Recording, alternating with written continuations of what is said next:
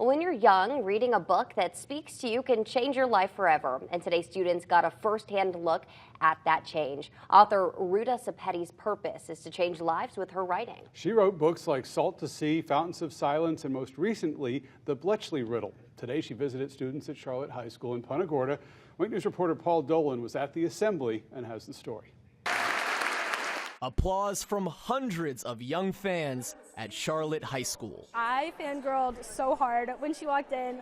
I was like, oh my gosh, giddy, giggling. J.C. Josephiak and everyone else at the assembly are big fans of New York Times best-selling author Ruta Sepetys. Josephiak had family immigrate from Poland after World War I.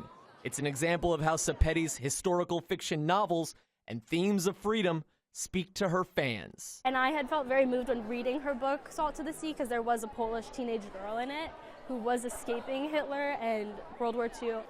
And Sepetys has written a lot of books, but she says one message shines through them all. They're about freedom and how sharing our stories facilitates human understanding. Students waited in line to get Sepetys' autograph, and she cherishes these moments more than just a brief, friendly interaction. These students, they are the future eyes of the past. They are the ones who are going to carry our fading history forward. Freedom speaks to Sepetys because her father was a victim of communism, spending 9 years in a refugee camp. So students telling her their stories about overcoming struggles speaks to Sepetys' spirit. And I met many students coming through the line who are children from Cuban families who have a similar story.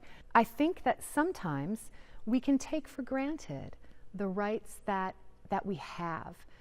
Freedom is fragile. Inspiring the next generation with stories from the past. Paul Dolan, Wink News.